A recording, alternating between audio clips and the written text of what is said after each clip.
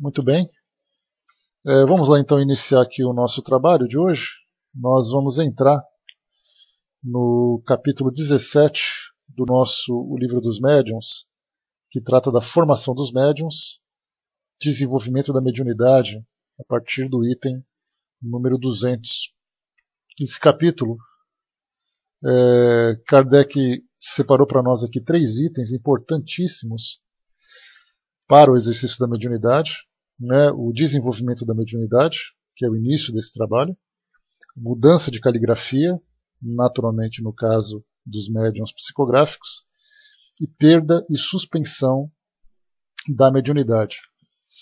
Esse capítulo, Kardec desenvolveu focando em especial, como ele retrata para nós aqui no início das suas colocações, focando principalmente nos médiuns de psicografia.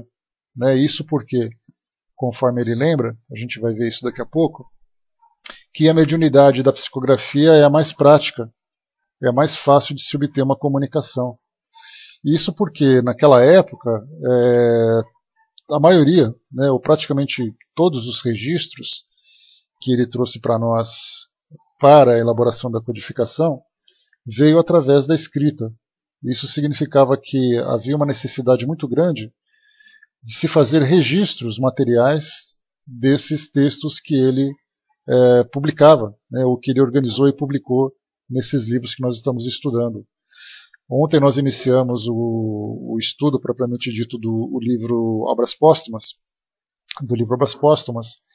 em que o seu conteúdo veio exatamente dos livros que Kardec tinha, dos seus manuscritos, das psicografias, das suas anotações, enfim, de tudo aquilo que estava guardado. Né? Como é que está o som, pessoal? Som ok, obrigado. Então, de tudo aquilo que estava guardado, né, na sua casa, na sua residência, na sociedade também, que depois de 21 anos após a sua desencarnação, resolveram então fazer a publicação desse material. E a gente vê então aí, se não fosse ter guardado esses registros, não seria possível trazer para nós mais esse material complementar para conhecermos, né, a doutrina espírita, a sua formação e também mais informações doutrinárias para o nosso conhecimento. Então daí a importância desses registros que Kardec tanto valorizava naquela época, né, e a gente agora entende o porquê de tudo isso. Então aqui ele foca nos médiuns de psicografia para que esse mesmo material que foi escrito seja estudado, seja analisado, seja revisto com cuidado, né, porque no caso da psicofonia, que é uma comunicação que a gente sabe que é muito mais fácil hoje, nos nossos tempos atuais, do que a psicografia, diferentemente do que Kardec pensava naquela época, a psicofonia não havia possibilidade de fazer registros. Hoje até é possível, né, você ter um gravador digital, ou mesmo daqueles gravadores mais antigos de fita cassete, né, e fazer ali uma gravação do que foi falado, e depois fazer a transcrição para que esse material seja publicado de alguma forma num artigo, num livro, num site, em qualquer lugar. Então, por isso Kardec foca aqui. Mas o que nós vamos entender da metodologia que Kardec traz para o desenvolvimento da mediunidade na psicografia, nós podemos estender também para outras áreas da mediunidade, como no caso da própria psicofonia, no caso da mediunidade de cura, médiuns de efeitos físicos. Nós podemos, através desse exemplo que ele traz para nós da psicografia, tentarmos criar uma situação onde médiuns iniciantes estejam se desenvolvendo em determinadas faculdades da sua mediunidade. Né? Então, nesse caso, nós temos aqui desenvolvimento da mediunidade. Vamos iniciar primeiro pelo próprio título, que já é para nós um tema de estudo bastante interessante. Quando se fala em desenvolver a mediunidade, normalmente essa expressão ela é bastante utilizada dentro da religião umbandista ou da religião candomblessista, quando as pessoas apresentam algum tipo de desequilíbrio emocional, algum tipo de desequilíbrio psicológico, ou mesmo um desequilíbrio mediúnico. Normalmente a recomendação que se tem é que ele precisa desenvolver a mediunidade. E no sentido desse desenvolvimento, que significa adquirir mais coisas do que ele tem, adquirir mais habilidades, adquirir mais potência do que aquilo que ele já possui. E nós entendemos, né, que, conforme os estudos que nós vamos desenvolvendo aqui no Livro dos Espíritos, que quando se falar em desenvolver, significa nada mais, nada menos do que a gente começar a treiná-la para obter o maior domínio, para certamente ter ali mais aquisições com relação à educação daquela faculdade, estendendo ali as possibilidades de fazer um trabalho com mais agilidade, com mais segurança. Então, na verdade, é um aperfeiçoamento da mediunidade. Se nós pudermos dizer assim que tem um atleta que precisa se desenvolver naquele esporte, naquela modalidade que ele pratica, significa exatamente isso, através de um treinamento contínuo, através de um preparo que ele precisa adquirir, ou que ele precisa ter para poder resolver aquela prática, ele vai então se tornando, né, mais hábil naquilo que ele faz, mais veloz, mais forte, né, vai superando os seus próprios limites, e tudo isso através do exercício, através do treinamento. Né? Som ok, pessoal? Além do Newton. Se tiver algum problema, me falem, que aí então eu faço a reinicialização aqui eu reinicio aqui tudo certo até agora? Beleza, então bom dia pessoal que chegou. Então por isso, o Kardec ele traz aqui um modelo de desenvolvimento da mediunidade para os médiuns de psicografia, conforme, né, ele ia observando a necessidade, de que forma que aquilo poderia ser feito, quais seriam as técnicas que poderiam ser aplicadas, e tudo aquilo que pudesse favorecer, né, a prática daquela faculdade, né, dentro das comunicações com o mundo espiritual. Então a gente vai lendo aqui esses trechos aqui, a gente vai comentando e de repente ampliando para um campo ou outro do exercício mediúnico, tentando aqui trazer uma nova aplicação. O interessante também da gente observar é que esse capítulo em especial, Formação dos Médiuns, ele sai daquilo que a gente está acostumado no que diz respeito às atividades de um centro espírita. Porque quando você entra a um centro espírita e começa então a participar de suas atividades, normalmente a gente observa os estudos doutrinários que são realizados, normalmente a gente ouve as palestras, participa de um trabalho social, né, um trabalho caritativo que a instituição desenvolve, tem ali, né, as atividades rotineiras do dia a dia, mas quando se fala sobre treinamento de médiuns, são poucas as casas que fazem isso. Normalmente elas, por uma falta de organização para esse tipo de atividade, elas esperam que os médiuns cheguem já prontos para começarem a participar dessas atividades, né, das atividades mediúnicas em especial. Mas dificilmente nós temos casas que têm cursos de formação de médiuns. E quando se tem curso de formação de médiuns, dificilmente eles procuram testar as possibilidades da pessoa que se coloca à disposição daquele treinamento, normalmente focando principalmente naqueles médiuns que apresentam sinais ostensivos.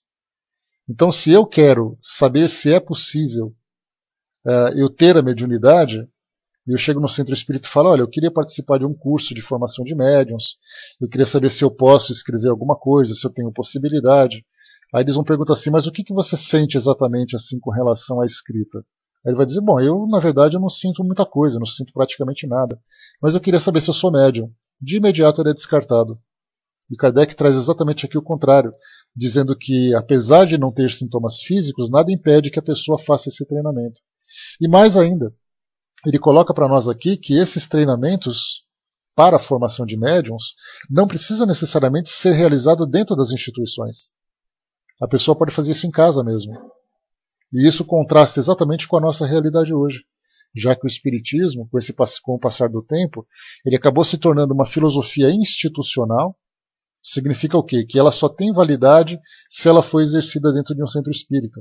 Então, na verdade, eu preciso participar de um curso num centro espírita, eu preciso participar de palestras no centro espírita, eu preciso ser médium no centro espírita para poder dizer que realmente eu sou espírita.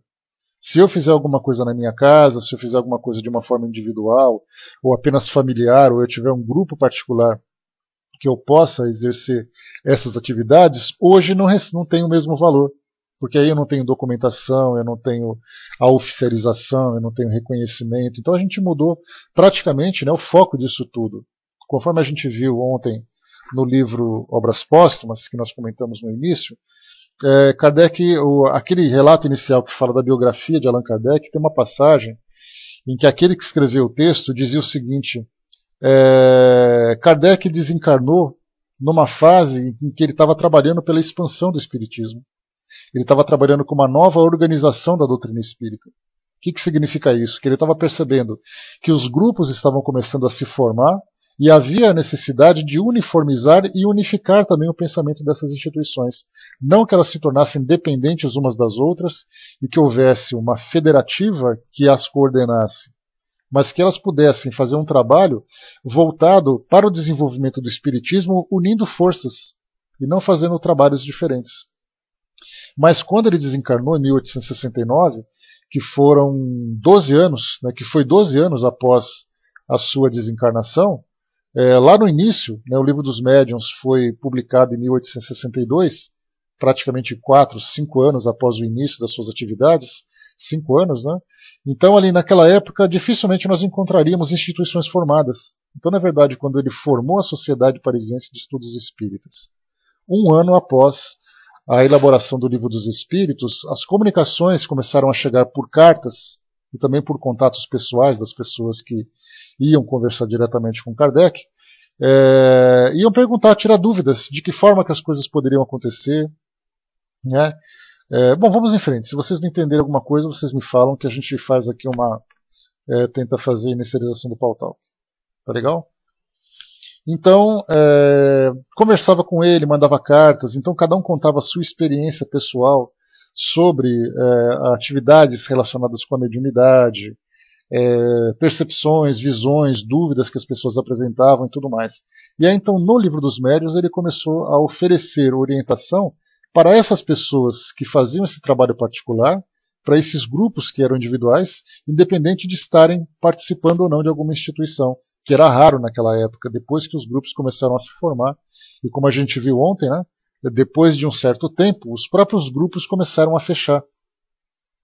Exatamente por causa de questões sociais, questões de conflitos na Europa naquela época, aqueles que estavam empolgados com o trabalho de Kardec começaram a desistir do trabalho após a sua desencarnação, então os grupos foram fechando.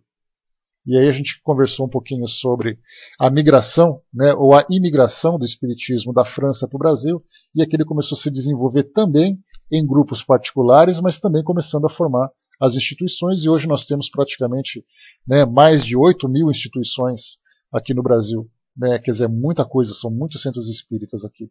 Então, pelo fato da gente ter essas instituições e nós centralizarmos os ensinamentos e a divulgação do espiritismo, então o desenvolvimento dos médiuns começou, né, a se dar exatamente dentro das instituições. Ninguém, ou raras são as pessoas que se aventuram a fazer isso dentro de casa. Até porque nos tempos atuais nós temos até como uma questão de uma recomendação de segurança, para evitar que as atividades mediúnicas sejam realizadas dentro de casa, para que as pessoas não se exponham a processos obsessivos, a desequilíbrios da mediunidade, né, a situações que não saibam lidar. Então isso foi recomendado que fosse feito nas instituições. Mas como a gente sabe, a doutrina espírita não tem proibição. Ela tem orientação, ela tem recomendação, ela tem educação. Então há a sugestão para que essas atividades sejam realizadas dentro de um centro espírita, porque ali há, né, um acompanhamento vibratório, um acompanhamento de pessoas mais experientes, dos espíritos também, né, embora dentro de casa nós também tenhamos a presença dos espíritos ajudando nessas atividades. Então a gente vai lendo aqui aquilo que Kardec fala e percebe que o modo como ele se dirige para os leitores, para os interessados em aprender sobre mediunidade, fala exatamente de uma forma pessoal. Ele não fala assim, no centro espírita que você frequenta, se comporte dessa forma ou haja dessa forma. Ele fala, você que está fazendo tal coisa, deve se precaver dessa forma. Então a gente vai agora, né, aqui dando uma leitura agora do que a gente está vendo. Começa então aqui desenvolvimento da mediunidade, o item é o número 200, e ele diz assim então, Trataremos aqui especialmente dos médiuns escreventes, porque é este o gênero de mediunidade que mais se expandiu e também porque há um tempo o mais simples, o mais cômodo e o que proporciona resultados mais satisfatórios e mais completos. Né? Aqui, como a gente já falou, né, Kardec tinha essa visão, e hoje a gente tem, enquanto Allan Kardec conversava, por exemplo, trabalhando com as evocações, e também transmitindo as orientações, porque ele fazia um trabalho lá na Sociedade Parisiense de Estudos Espíritas, ele fazia um trabalho também de orientação espiritual, tanto que a gente tem muitas dessas comunicações publicadas no livro Céu e Inferno, por exemplo, ou também nas edições da Revista Espírita. Então, um espírito que é um obsessor, um espírito que é um espírito perturbado, um espírito que precisa de esclarecimento, tudo isso era feito por ele também e pela sua equipe. Só que o detalhe é que essas comunicações eram feitas através da psicografia. Enquanto que para ele via que isso era mais fácil, imagina a gente conversar com um espírito que está sofrendo, né?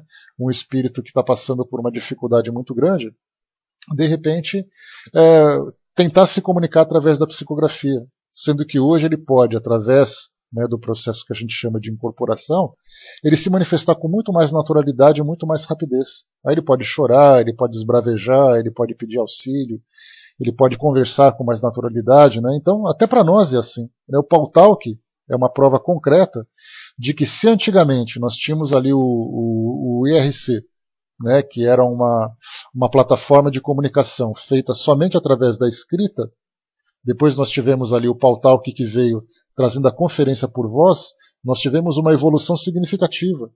Imagina se nós não tivéssemos microfone e tudo isso fosse apenas escrito, fosse falado através da escrita. Quanto tempo a gente ia demorar para poder transmitir uma ideia? Imagina se a gente estivesse discutindo, né, trazendo aqui um debate, todo mundo escrevendo ao mesmo tempo, aquela bagunça toda.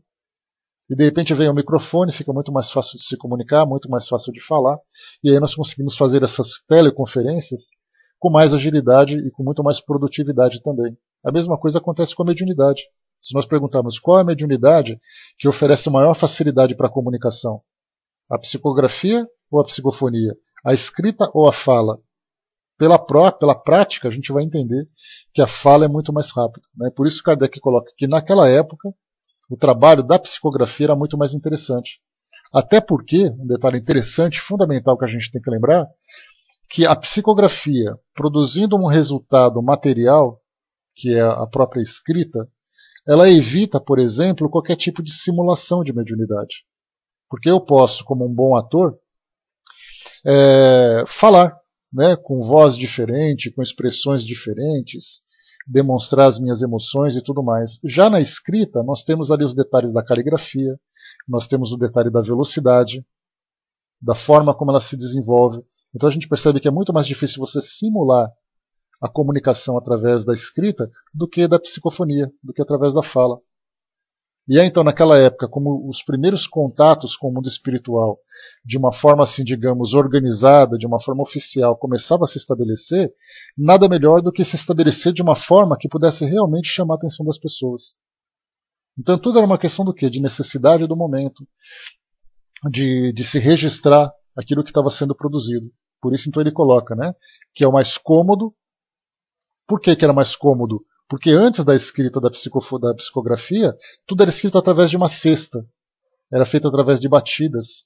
Então a gente começa a seguir aquele processo pedagógico da evolução desse processo mediúnico de comunicação através da escrita. Então nós tivemos a tiptologia, depois tivemos a sematologia, depois vieram as cestas, depois vieram ali as pranchetas, depois começou a vir a mão.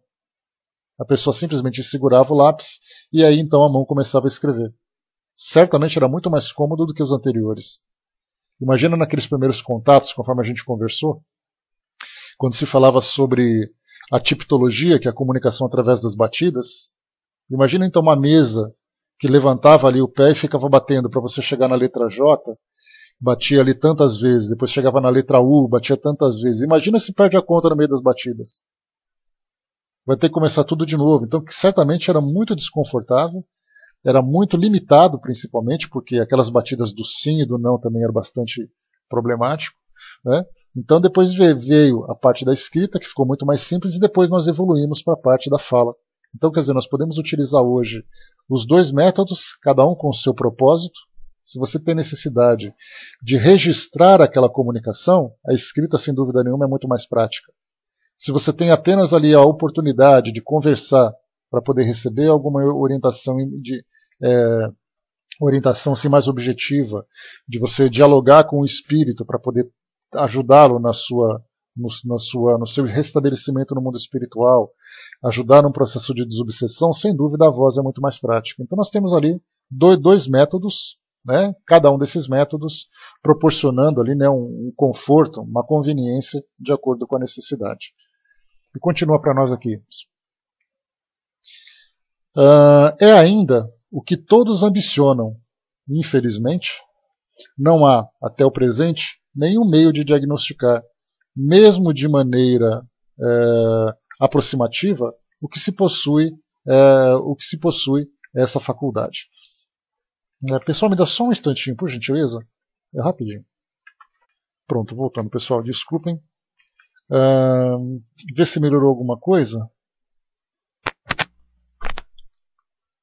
Se não tiver melhorado, tá tudo certo com o som, né? Só me dê um ok, por favor, para a gente começar.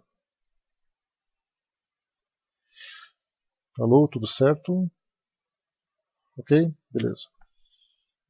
Pelo que eu percebi, está havendo um lag, um atraso aqui no meu retorno de voz, mas mesmo assim a gente vai em frente e não tem problema. Bom, Kardec colocou aqui então, é ainda, né, o que todos ambicionam.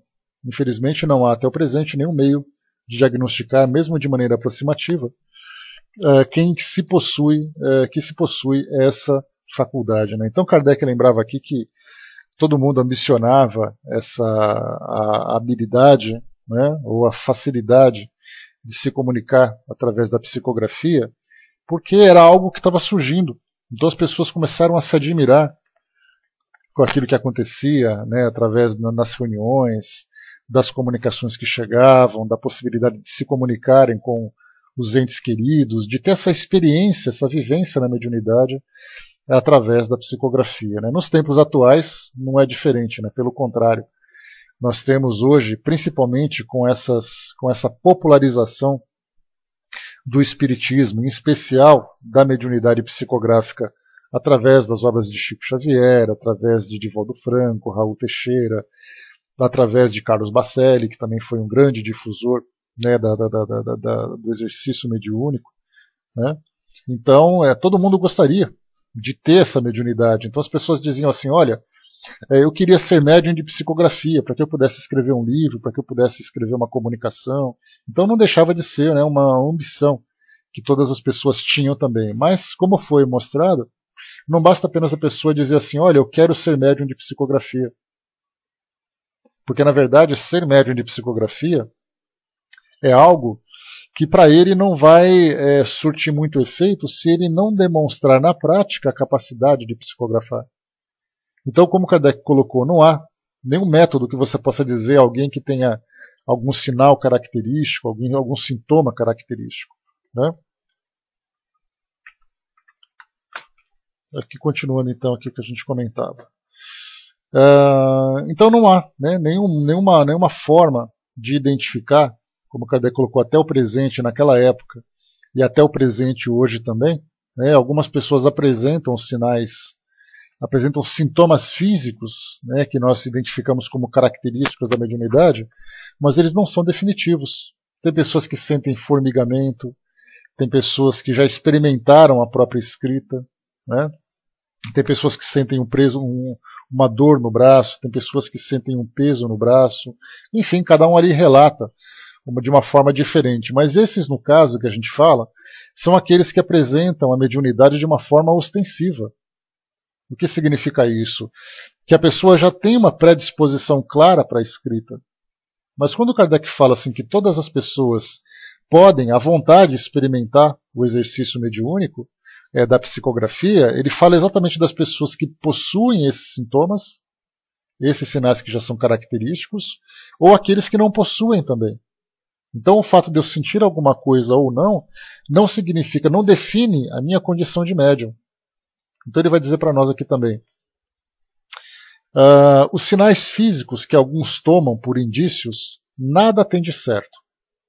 Podemos encontrá-las nas crianças e nos velhos, nos homens e nas mulheres, qualquer que seja o temperamento, o estado de saúde ou o grau de desenvolvimento intelectual e moral.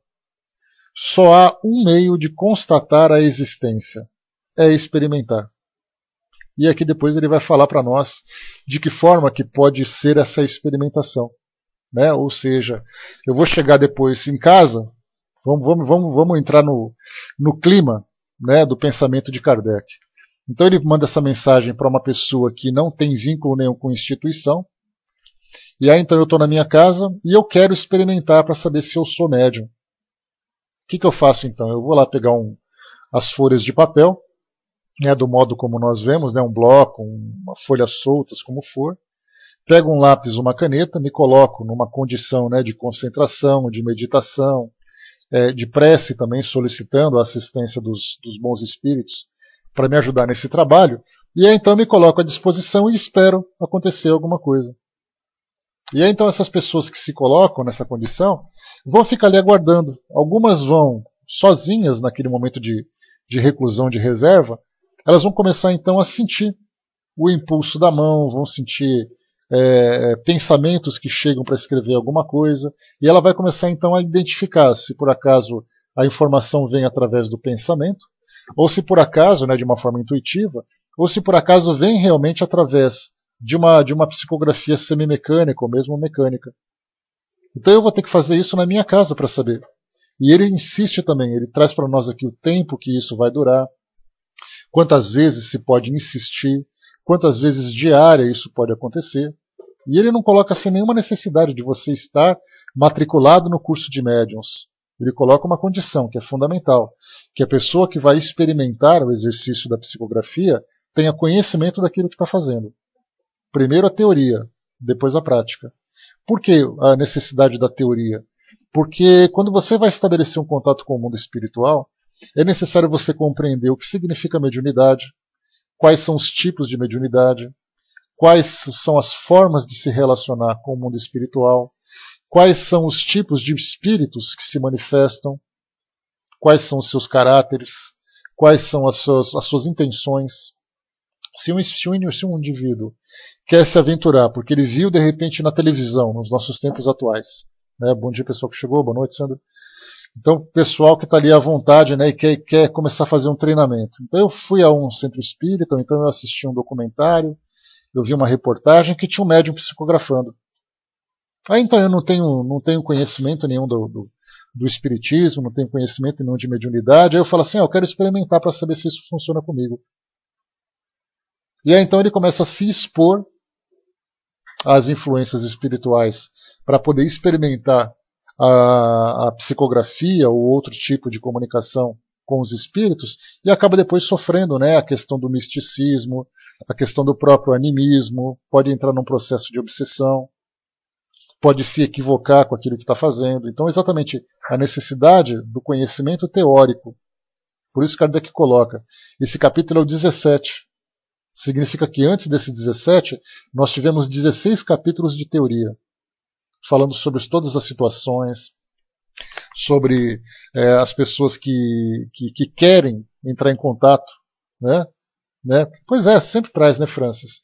Hoje nós temos um exemplo que é bastante comum nos tempos atuais, as pessoas que têm essa curiosidade de se comunicar com o mundo espiritual, e aí então começa a utilizar esses instrumentos que nós vemos hoje, como pêndulos, como copo, como tábuas ouija, e começa então a brincar de falar com os espíritos. Só que nesse caso acaba se expondo, né, aos espíritos que têm interesse em se comunicar com essas pessoas que não têm nenhum propósito, nenhum objetivo mais específico, né, e muito menos intenção, porque nós vemos exatamente ali aquele tom de brincadeira, aquele tom de divertimento, de futilidade, e a gente sabe que os espíritos que são esclarecidos não levam a sério esse tipo de comunicação e, consequentemente, não perde tempo com elas. Mas nós temos ali tantos e tantos espíritos que se interessam por essas comunicações e têm ali disponibilidade e interesse em participar dessas reuniões. Então, pessoas despreparadas que não têm conhecimento são aqueles que fazem exatamente isso. Né? Então, dessa forma como nós vemos aqui agora que Kardec colocou para nós, a mediunidade ela pode ser encontrada em adulto, criança, em homem e mulher, independente do temperamento, independente do caráter, do estado de saúde, simplesmente acontece. Mas aqueles que buscam o desenvolvimento da mediunidade, aqueles que buscam conhecer-se para saber se tem condições de exercer a mediunidade, se ele não tiver preparo para isso, ele vai acabar se expondo aos inconvenientes da mediunidade que a gente vai conhecer logo mais. Vamos lá, mais um pouquinho para frente aqui agora. Pode-se obter a escrita, como já vimos, por meio de cestas e pranchetas, ou diretamente pela mão. Sendo esse último modo o mais fácil, e podemos dizer que o único hoje empregado, é o que de preferência recomendamos, né, que é exatamente esse da mão, porque já se tem uma compreensão do mecanismo da escrita através da mão, da influência do espírito sobre o médium, como tudo isso acontece, da mediunidade mecânica, né, da psicografia mecânica, da semimecânica, da intuitiva, né, dos vários gêneros também de tipos de comunicação que chegam, né, de tipos de mensagens que chegam para os médiums. Né, então esse acaba se tornando mais conveniente. Eu me lembro de uma vez, saindo um pouquinho da psicografia e entrando na psicofonia, certa vez participei de uma reunião e havia ali a tentativa de fazer uma experimentação com médiums de psicofonia, de incorporação. Então o que aconteceu? O médium se colocava à disposição, ficava ali, né, parado, esperando, concentrado, e de repente ele começou, né, a fazer alguns gestos com a mão. E aqueles gestos com a mão não eram dele, aqueles gestos eram do espírito, que não conseguia falar através do médium, mas conseguia manifestar a sua presença através desses gestos, através desses sinais físicos. E aí então o médium ficava meio que cambaleando, né, os olhos fechados, gesticulava com a mão, cambaleava um pouquinho para cá, cambaleava um pouquinho para lá. E isso não era uma metodologia utilizada dentro do centro espírita, mas era algo que acontecia de uma forma doméstica. Então é muito interessante você perceber assim que essa primeira tentativa da aproximação do espírito para poder dominar o corpo do médium nem sempre se dá da primeira vez. De você imaginar, por exemplo, que um espírito chega, se aproxima, envolve o médium através do seu fluido, através do seu perispírito, e de repente o médium começa a gesticular com naturalidade, começa a falar com tranquilidade, começa a falar com fluidez. Muitas vezes o médium começa a balbuciar. Ele começa a emitir sons porque o espírito está envolvendo-o com o seu fluido, trabalhando as suas cordas vocais, trabalhando a sintonia mental com esse médium, e ela nem sempre se dá. Por isso, então, a gente percebe que fica naquela tentativa vacilante, que vem a primeira vez, depois vem a segunda vez. Aí aquele espírito em especial que está auxiliando no desenvolvimento do médium começa a estabelecer uma relação mais estreita. Então nós temos isso na psicografia e na psicofonia, que são as duas formas de comunicação mais usuais nos tempos atuais. Né? Então nós temos, tanto no caso da tentativa de escrita, como na tentativa de incorporação, aquele esforço de ambas as partes para que haja esse estabelecimento. Mas ele pode demorar mais ou menos dia, de acordo com a constituição orgânica do médium, de acordo com a afinidade fluídica entre o médium e o espírito, de acordo com a compreensão que o próprio espírito tem. Porque algumas vezes a gente pensa assim, né, que vem um espírito instrutor que vem me ajudar na comunicação. E esse instrutor já sabe o que faz, já tem bom conhecimento, já tem domínio sobre tudo aquilo, sobre as técnicas e tal, então ele sabe o que fazer. Só que nem sempre. Algumas vezes eu, nas tentativas de comunicação individuais, eu estou na minha casa lá e de repente eu me concentro, só que a minha concentração está muito voltada mais para a curiosidade do que para o trabalho propriamente dito. E aí então tem um espírito ali que é oportunista e está me observando, ele fala assim, eu vou aproveitar. Não tem ninguém olhando mesmo? Já que ele quer experimentar a escrita, eu vou tentar escrever com ele. Então começa assim, o espírito, na tentativa de auxiliar aquele médium ou se aproveitar desse médium para trazer a comunicação, acontece exatamente aquilo que a gente observa. Né? Essas comunicações que são improdutivas a princípio, essas comunicações que não há essa boa conexão. Agora, já aqueles médiuns ostensivos, que oferecem condições para os espíritos se comunicarem com naturalidade, isso a gente vê inclusive nas igrejas evangélicas. Quando a gente liga a televisão e observa aquelas sessões de descarrego que eles chamam, de repente aparece uma pessoa ali no meio do palco, e aí então vem o espírito e se manifesta através dela. Naturalmente a gente parte do princípio de que aquelas manifestações são verdadeiras. A gente não fala de truques, de simulações, que pode acontecer em qualquer lugar onde tem ser humano que age de uma forma leviana, isso pode acontecer. Então a gente parte do princípio de que aquilo é sério. Então um espírito vem e se comunica naturalmente, ele fala, ele faz ameaça, ele faz as suas queixas, ele chora, ele faz as suas gesticulações. E a gente fez assim, poxa, com aquela pessoa que é evangélica, que nem sabe o que é mediunidade, aquilo acontece com tanta naturalidade, e eu tento aqui todos os dias e não acontece nada comigo. Por que ela pode e eu não posso? Se a pessoa não tiver estudo, conhecimento para entender essas dificuldades e essas variações que há, orgânicas, psíquicas, intelectuais, também do lado espiritual, fluídico, todos esses detalhes, ela vai simplesmente achar que ela é uma desfavorecida e aquela outra pessoa é uma privilegiada. Né? O Matheus colocou, né, eu já ouvi muito que a mediunidade deve ser espontânea e não provocada. A gente vai ver aqui, Matheus, interessante a sua colocação, porque nós sempre aprendemos, e isso aprendemos de uma forma, infelizmente, imperfeita, de uma forma incompleta, exatamente porque os principais livros para as pessoas que se interessam em conhecer o Espiritismo é o Livro dos Médiuns, aliás, desculpem, é o Livro dos Espíritos e o Evangelho segundo o Espiritismo. Aquelas pessoas que não são médiums ou não têm contato com reuniões mediúnicas, poucos se interessam por aquilo que acontece, pelos ensinamentos que são trazidos no Livro dos Médiuns. Por isso a gente sempre ouve falar. Alguém falou, eu ouvi em algum lugar, alguém comentou que não deve provocar. E de fato, essas orientações são interessantes, porque elas partem do princípio de trazer segurança para as pessoas que desejam conhecer a mediunidade. Porque quando você tenta provocar a mediunidade, às vezes a vontade é tão grande que a pessoa acaba se colocando numa condição de animismo ou se expondo a influências espirituais negativas. Então, nesse caso, a mediunidade vem de uma forma espontânea. Mas ela não deve ser provocada, mas ela pode ser estimulada, desde que isso seja feito com critério, conforme Kardec coloca para nós. A gente vai evoluindo um pouquinho mais aqui, avançando um pouquinho mais, que a gente vai chegar nesse ponto em que ele trata exatamente disso, que você pode fazer um treinamento. Mas se você perceber que isso é improdutivo, não adianta você insistir. É melhor você desistir. Vamos em frente que a gente vai chegar nesse ponto. Ele diz para nós assim: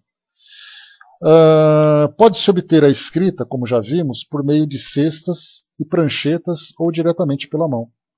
Sendo esse último mais fácil, e podemos dizer que é o único hoje empregado, é o que de preferência recomendamos.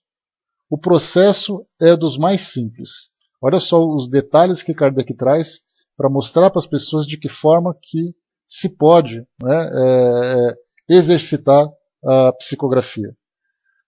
Consiste unicamente em pegar-se num lápis e papel e pôr-se em posição de escrever, sem qualquer outra preparação.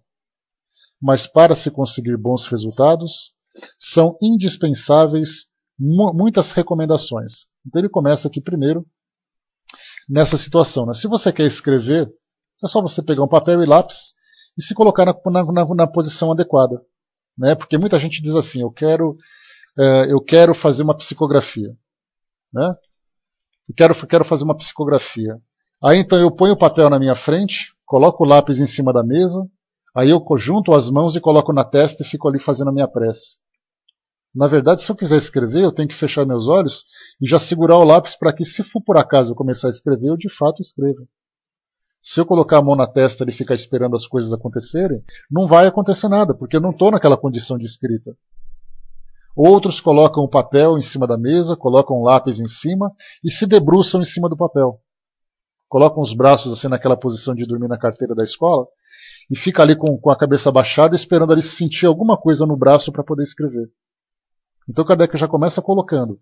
Se você deseja fazer esse treinamento, você precisa se colocar em condições de. Então sente-se confortavelmente, coloca o papel, segura o lápis e espera alguma coisa acontecer.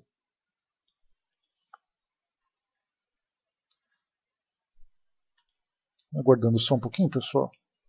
Que caiu aqui o meu som, meu microfone.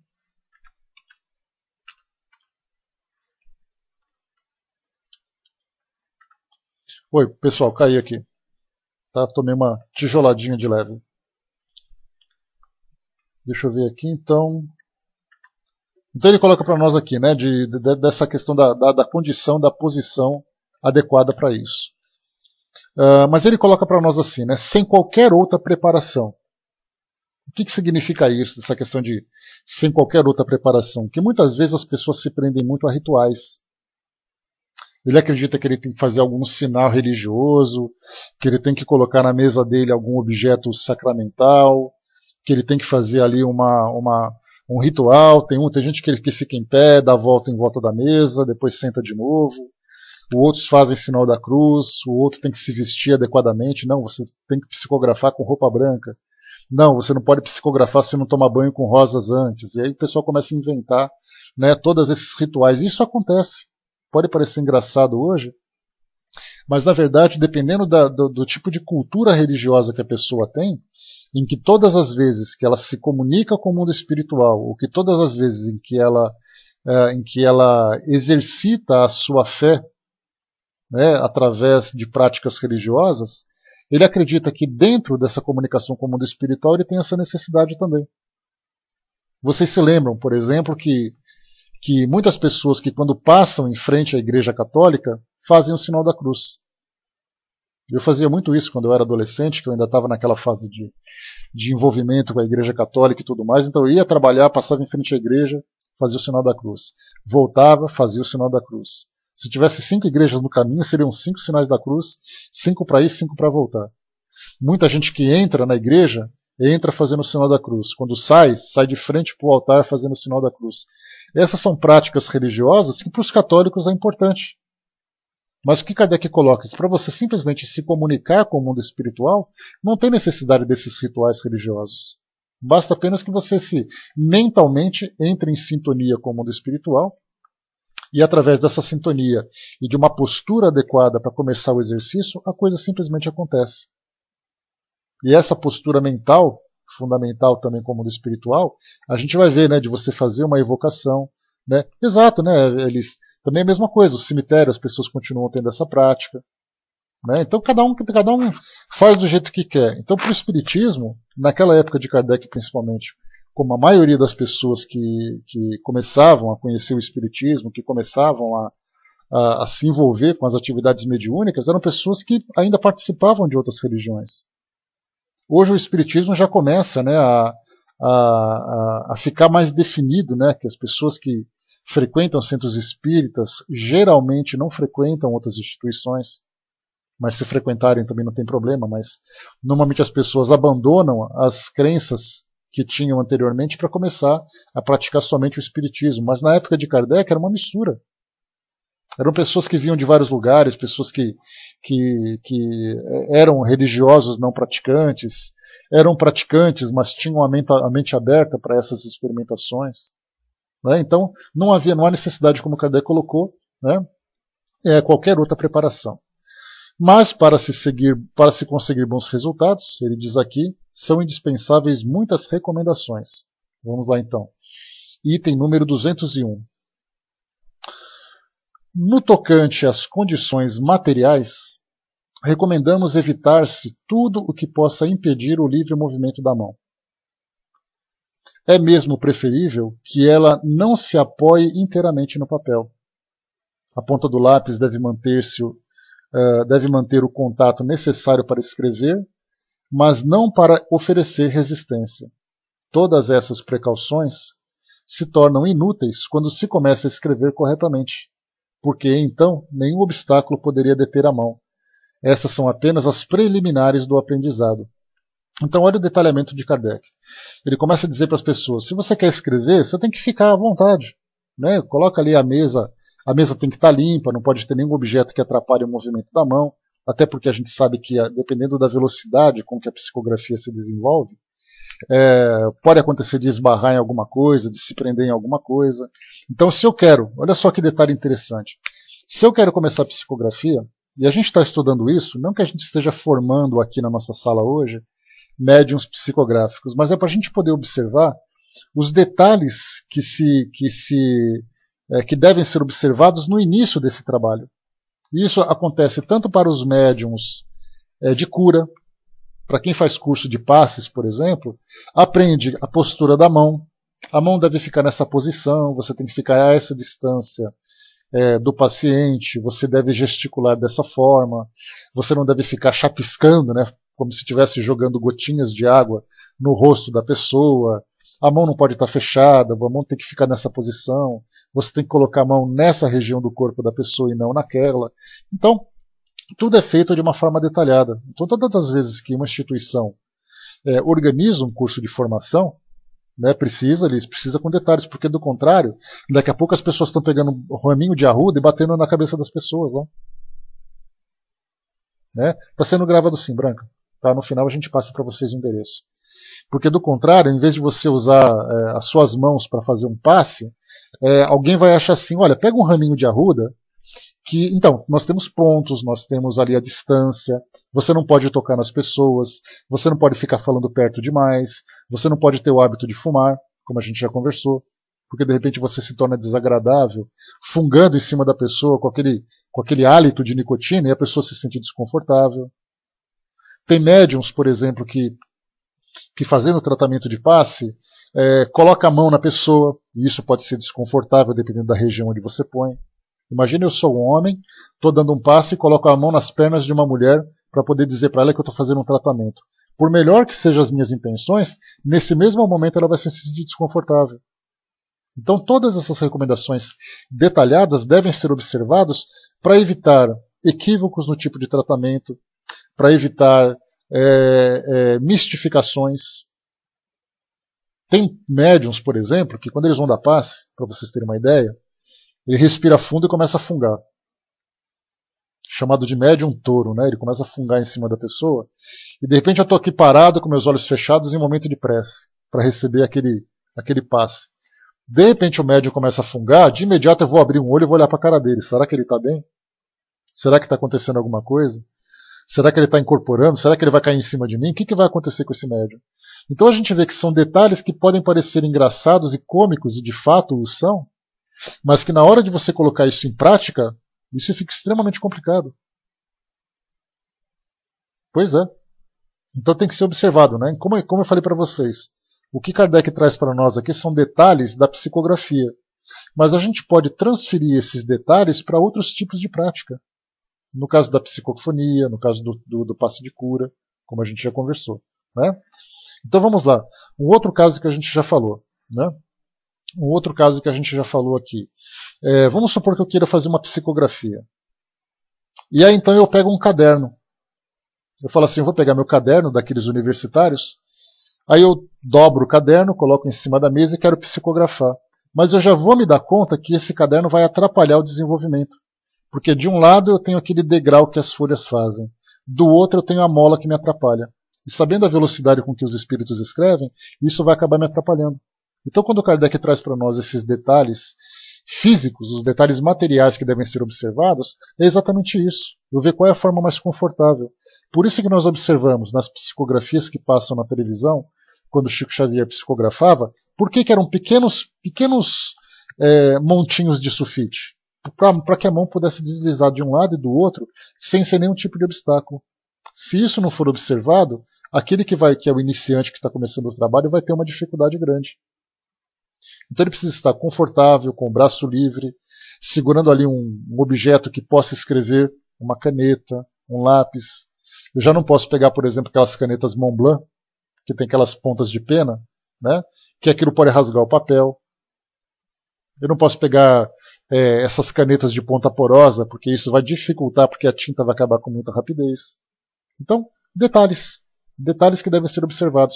Colocar vários lápis próximos de onde eu vou escrever, porque caso quebre a ponta de um, eu tenha outro, ou que então eu use uma caneta que seja confiável. Né? Vamos aqui observar mais o que ele fala para nós. Deixa eu ver aqui. Tá, são as preliminares. Ele diz assim, então, o item número 202. Pode-se usar indiferentemente a pena ou lápis. Lembrando que a pena naquela época era a pena tinteiro mesmo, né? Você molhava a pontinha da pena, depois você escrevia e molhava de novo a pena. Imagina nesse caso, você fazendo uma psicografia. Um espírito que está com pressa para escrever. Aí você começa a escrever, tem que parar, aí tem que colocar, e se o médium errar ali, de repente virar aquele tubo de tinteiro. Faz aquela lambança toda, faz aquela sujeira toda. Então são detalhes que a gente tem que fazer assim. É o mais fácil possível, o mais rápido possível.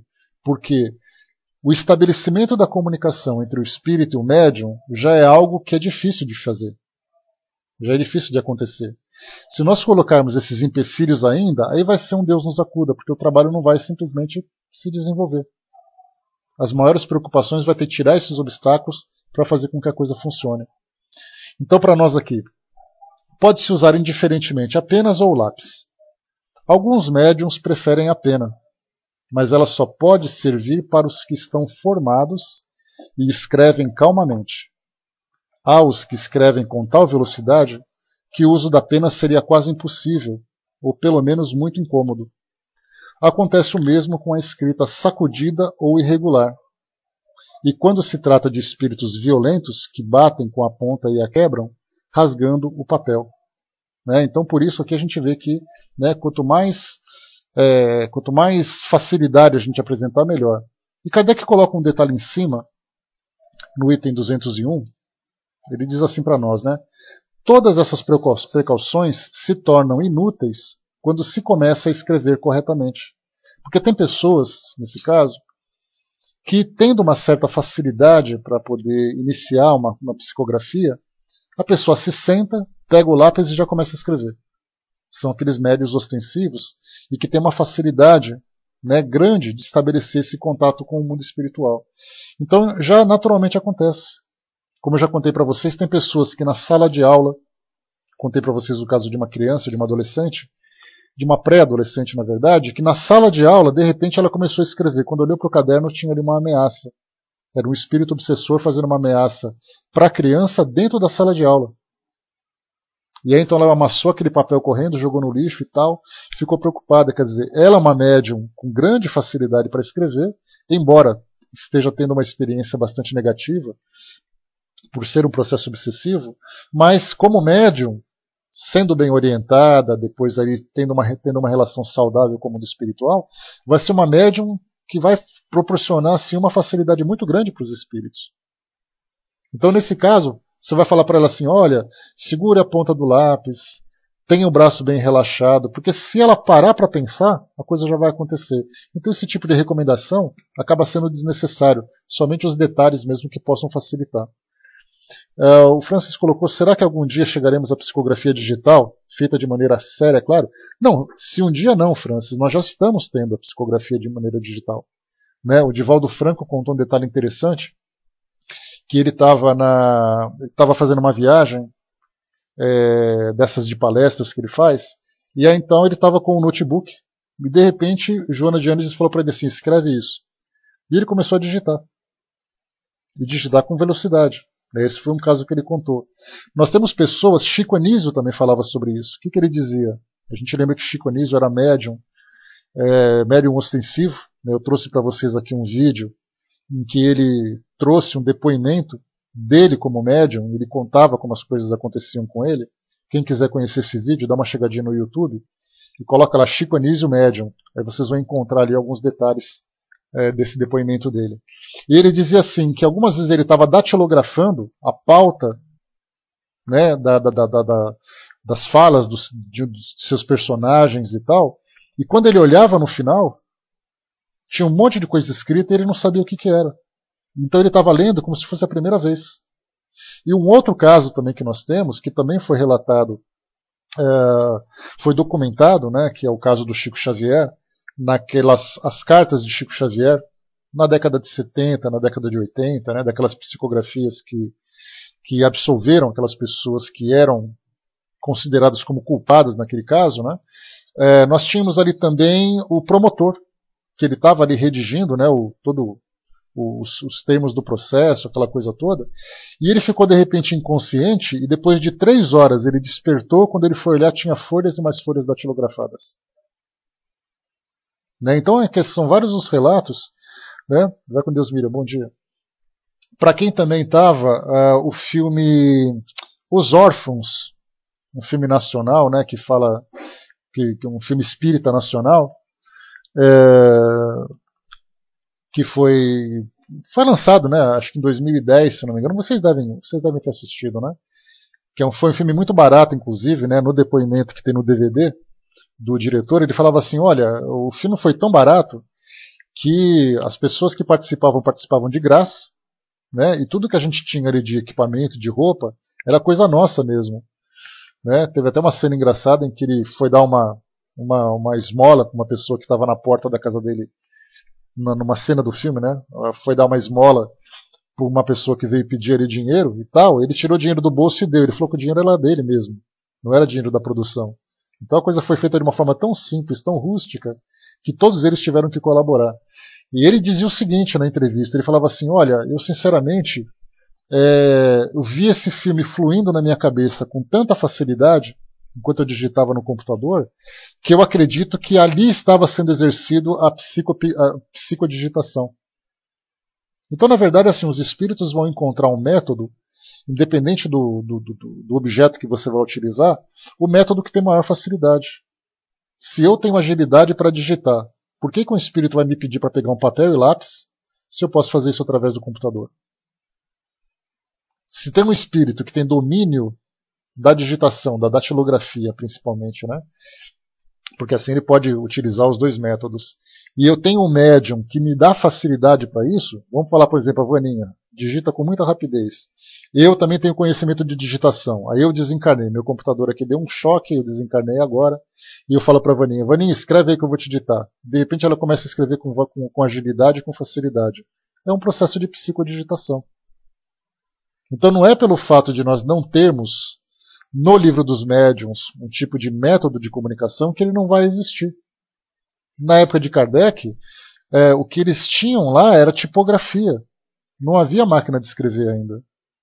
Mas e se Kardec tivesse vivido numa época em que houvesse máquina de escrever? Como é que isso acontecer? E mais, no próprio livro dos Espíritos, lá no final, na parte de esperanças e consolações, nós temos uma pergunta que fala, nós temos uma sessão que fala sobre perda de entes queridos. E ali então, né, os espíritos falam, né, que através da comunicação, os corações serão consolados e tudo mais, e que no futuro vocês teriam novos métodos de se comunicar com mais facilidade. Depois de um tempo nós começamos a ter contato com a transcomunicação instrumental, que eram os espíritos se comunicando através do rádio, através do celular, através da televisão, através de uma secretária eletrônica, se manifestando através de uma fotografia. Então, na verdade, se um espírito se comunica através das ondas de rádio que vem através de uma televisão, imagina através de um computador, como não seria. Né? Pois é, o mundo espiritual, assim, a mente no mundo espiritual está muito além. Na verdade, eles estão trabalhando conosco de acordo com os recursos que nós oferecemos. Mas que com o passar do tempo, conforme a gente vai se aprimorando nesse sistema de comunicação, mais facilidade a gente vai oferecer para os espíritos. Né? O Matheus colocou, se houvesse computador naquela época, os espíritos podiam se comunicar com toda certeza. Né? Eles se comunicaram através de uma mesa, porque era uma mesa que tinham que fazer. Né? E lembrou no filme Ghost, né, lá naquela cena em que o garoto malvado está lá no escritório, de repente começou ali a aparecer mensagem na tela. Por que não? Ali é um efeito físico. É mais ou menos como as músicas que são produzidas através de movimentação dos objetos. Né? Pois é, a mesa pesa muito mais. Apertar uma tecla é muito mais fácil. Né? A Wanda perguntou aqui, né? Deixa eu ver aqui. Se eles podiam digitar, por que não podem escrever então? Né?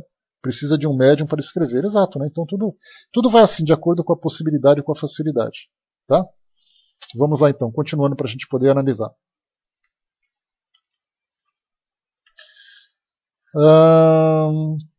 Então ele falava aqui sobre a violência, né, dos espíritos quebrarem a pena, podem quebrar também um lápis, uma caneta uma caneta escrita fina, por exemplo, né, se eu tenho um pouco mais de velocidade, eu posso rasgar o papel. Então sempre favorecer com os instrumentos que são mais propícios.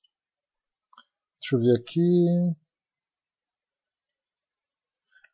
aqui. Pessoal, a gente está quase no final já do estudo. Acho que dá para a gente seguir até 204. Vamos lá, 203. O desejo de todo aspirante a médium é naturalmente poder conversar com o espírito de pessoas queridas. Mas essa impaciência deve ser moderada, porque a comunicação com determinado espírito apresenta quase sempre dificuldades materiais que a tornam impossíveis para o iniciante.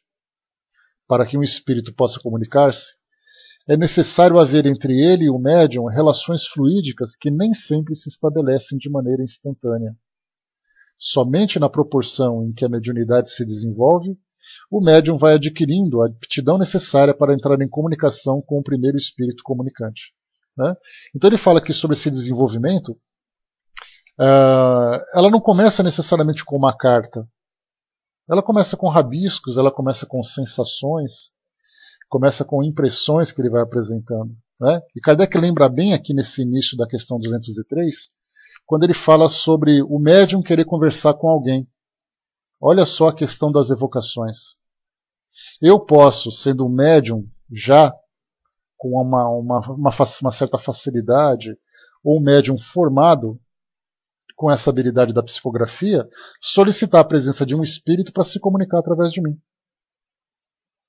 E aí então os espíritos vêm, dentro da possibilidade, dentro das condições, se comunicar. Não precisa necessariamente ser uma comunicação espontânea. Eu não preciso ficar me preparando para uma psicografia, fechar os olhos e ficar torcendo. Tomara que seja minha avó, tomara que seja minha avó, tomara. Eu posso chegar e falar assim, vó, é possível que você venha se comunicar através de mim? Então, nesse caso das evocações, como Kardec coloca mais uma vez que a gente lembrou, esse tipo de orientação era dada, né, para as pessoas que faziam reuniões domésticas, dentro de casa. Então, com o passar do tempo, e pelo fato dos abusos que foram acontecendo, algumas orientações chegaram para evitarmos as evocações. Até porque, assim como aconteceu lá no Antigo Testamento, na época de Moisés, as pessoas faziam evocações fúteis. Evocações para perguntar sobre riqueza, evocações para perguntar sobre os inimigos, evocações para perguntar sobre questões de poder, questões das mais banais.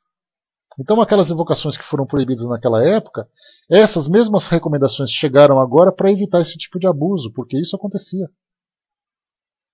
E para evitar então qualquer tipo de constrangimento, a orientação, evitem isso tudo.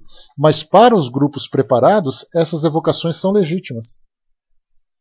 Já comentamos sobre isso, só para a gente finalizar o nosso estudo de hoje. Eu ia falar um monte de parágrafos aqui, a gente parou no primeiro parágrafo, né? Nós tivemos aquele documentário que eu comentei com vocês, o Contestado, né? Esse Contestado, como nós já conversamos, foi um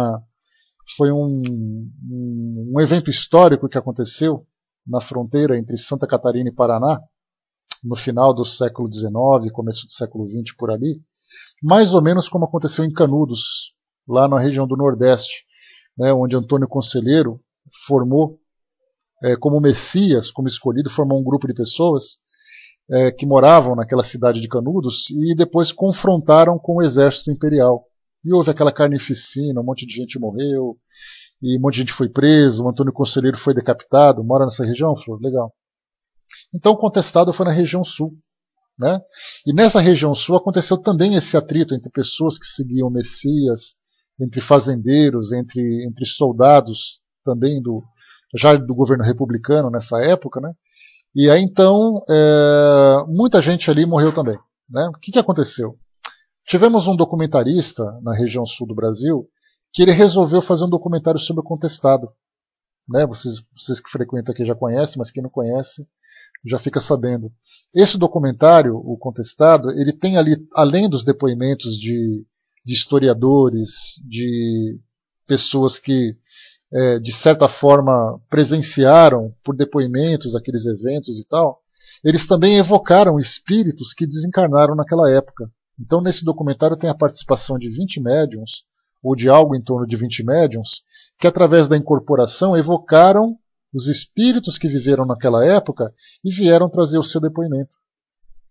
E esse diretor não é espírita, ele simplesmente achou nisso a possibilidade, e isso veio naturalmente, né, como uma sugestão. Ninguém pode afirmar categoricamente que aquele espírito que se manifestou, aquele transe mediúnico era realmente verdadeiro, mas houve ali então a evocação. Olha só, fora de centro espírita, fizeram as evocações e tiveram esse resultado. E é algo extremamente valioso, porque se isso se torna para nós uma prática comum, nós podemos fazer evocações, por exemplo, de pessoas que desencarnaram na Segunda Guerra Mundial, podemos fazer evocações de pessoas que viveram na época da escravidão e vieram trazer o seu depoimento, e não mais ficarmos procurando em livros de história registros incompletos do passado. Olha só que abertura que isso trouxe para nós, que vemos na possibilidade da comunicação com os espíritos, resgate de memórias do passado que já não podem mais existir, que já não podemos mais ter contato, que simplesmente se perderam no tempo. Essas grandes revoluções, esses grandes momentos históricos, né, que nós gostaríamos de saber exatamente como tudo isso aconteceu, fácil poderia se fazer simplesmente evocando um espírito que viveu naquela época.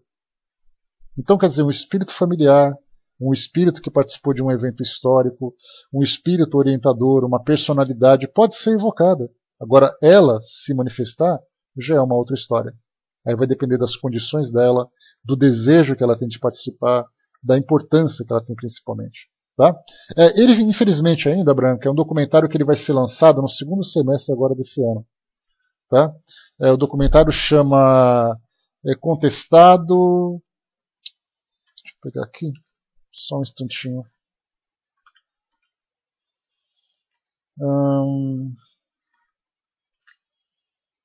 Eu tenho aqui nas minhas anotações,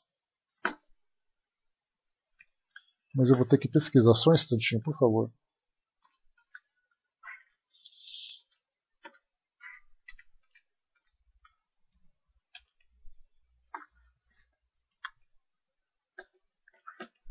Só um instantinho, que aí eu já passo para todo mundo.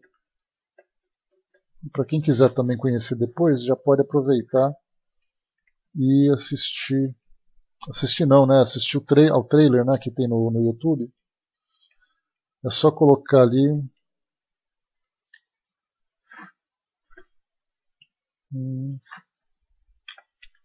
Tá aqui, ó, dá uma chegadinha nesse site, que é um site de pesquisas que eu desenvolvi.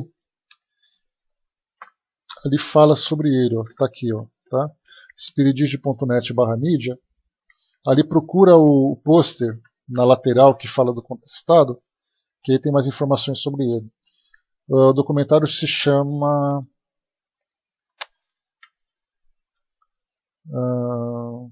deixa eu ver aqui, tá aqui, ó. Contestado, Restos Mortais, de Silvio Bach.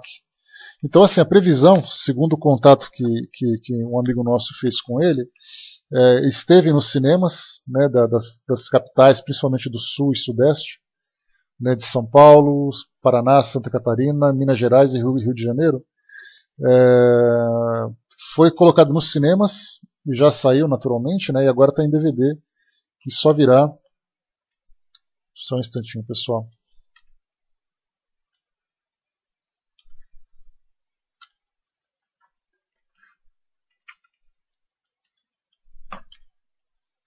Oi, pessoal, voltei. Levei uma tijoladinha ali. Cuidado, Matheus. Então, eu estava falando aqui, né, que esse documentário ele foi exibido nos cinemas das capitais do Sudeste e do Sul, principalmente, e já saiu, e agora em DVD, e ele só começa agora começa a ser vendido a partir do segundo semestre desse ano, de 2013. Então, só aguardar, né, para ver se isso pode ser lançado logo, né, porque eu estou assim esperando, eu já estou na fila já para poder comprar. E também, clicando no pôster que aparece nesse site, vocês serão enviados para a sinopse do que é né, do que trata esse documentário, e tem depois um link que leva ao trailer, tá, lá no YouTube, que mostra o depoimento de algumas pessoas, mostra um médium que se encontra incorporado, trazendo ali com ódio nos olhos, né, o depoimento de um espírito que viveu naquela época, falando ainda que ele ainda vive aquela realidade. Né? Então é bem interessante, né, que traz para nós essa visão, principalmente das evocações. Mas a gente vai falar sobre isso mais no nosso próximo encontro, porque por hoje o nosso trabalho para por aqui. Tá legal? Muito bem, eu vou passar para o nosso amigo Décio, que vai fazer um encerramento para nós, e depois a gente volta. Lembrando sempre, mais uma vez, que esse capítulo 17, Formação dos Médiuns, trata de médiuns psicográficos. Só que nós podemos, então, estender essas orientações, ou pelo menos o raciocínio que Kardec teve para desenvolvimento de médiuns psicográficos, para outros tipos de médiuns também. O médium de efeitos físicos, o médium de passe de cura, o médium psicofônico, né, e o médium de psicopictografia, de pintura. Quando a gente vê, por exemplo, Luiz Antônio Gasparetto, ou outros médiums que se encontram por aí fazendo essas apresentações de pintura mediúnica, não pensemos que de início ele já começou pintando paisagem, não. No começo era aquela coisa bem de criança mesmo, aqueles rabiscos, aquelas lambanças e tudo mais, para que houvesse o treinamento de coordenação do médium, o treinamento de afinidade fluídica com os espíritos, né? E vieram aqueles estagiários no início, né, para poder fazer com que o médium criasse uma certa habilidade para depois virem os grandes pintores. Não pensemos, por exemplo, que Pablo Picasso ou Renoir veio de primeiro ensinar ele a pintar. Se o médium está pronto, ótimo. Se não está pronto, acabou. Né? Então, principalmente lembrar, né? O Lívio também, né? No caso do Lívio, ele trouxe o depoimento dele, né? Tem vários documentários, várias reportagens que fizeram sobre ele também, né? O Lívio, que trabalha numa instituição perto do Centro Espírita Leão Denis, no Rio de Janeiro, lá em Bento Ribeiro. Ele deu entrevistas em vários canais e tudo mais, então ele fala exatamente como foi, né? Como criança, pintando em vidraças, pintando em parede, tendo visões de pintores e tal, para depois começarem a ter os contatos com os grandes pintores. Né? Então tudo que a gente vê hoje teve um começo.